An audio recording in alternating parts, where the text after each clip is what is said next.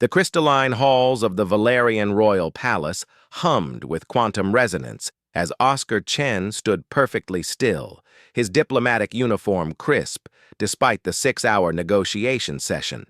His neural implant translated the clicking mandibles of Queen Jathera in real time, feeding him cultural context and emotional subtext through carefully calibrated algorithms.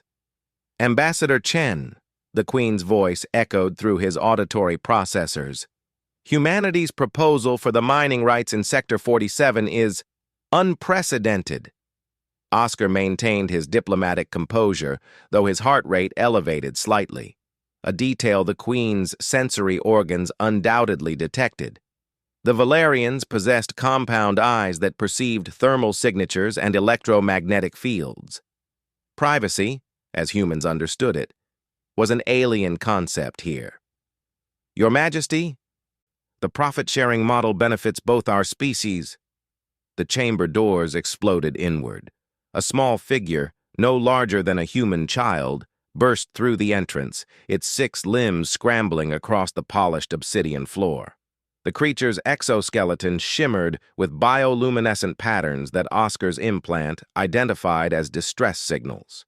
Behind it, 3 armored Valerian guards pursued with plasma lances raised. The child creature veered sharply, its compound eyes fixing on Oscar. In a microsecond decision that defied all diplomatic training, it dove behind his legs, wrapping 4 of its limbs around his calves with surprising strength. The throne room froze. 12 courtiers, each representing different Valerian hive clusters, stood motionless.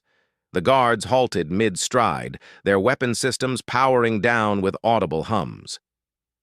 Queen Jathera rose from her throne, her massive form, 3 meters tall, exoskeleton gleaming like burnished copper, trembling with what Oscar's implant struggled to classify.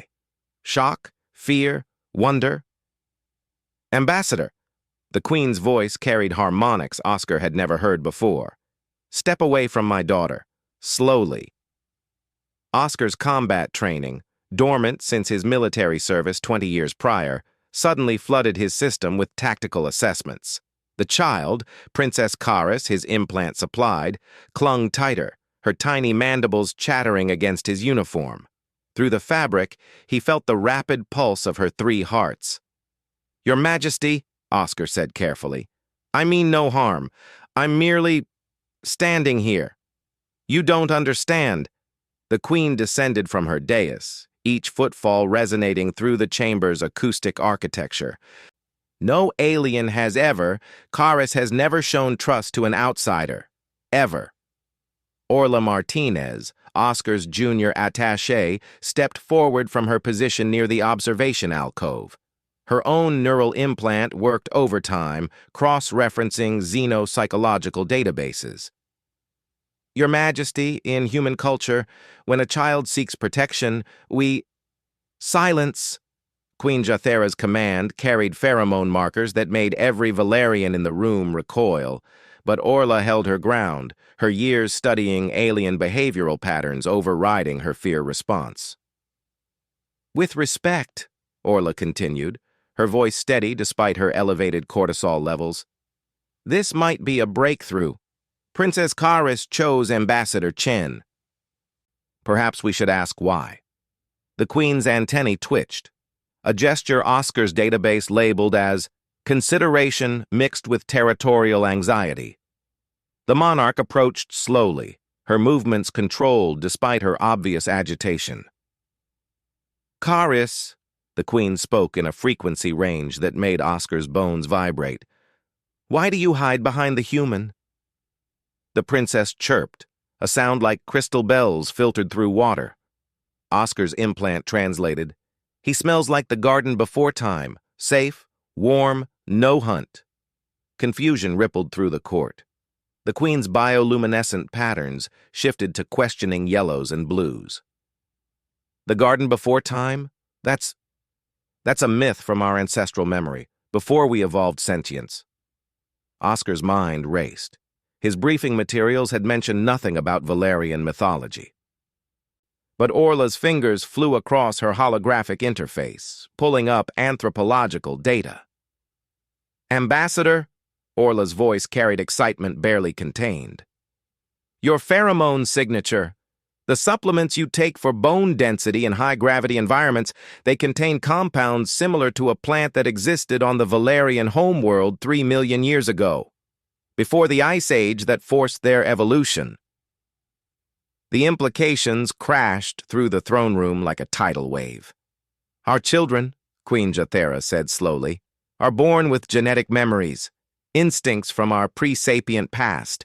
Karis smells home, ancient home, before struggle, before the long cold." Oscar felt the tiny princess relax slightly against his legs.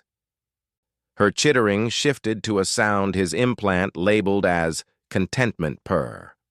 Something warm expanded in his chest, an emotion that transcended species boundaries.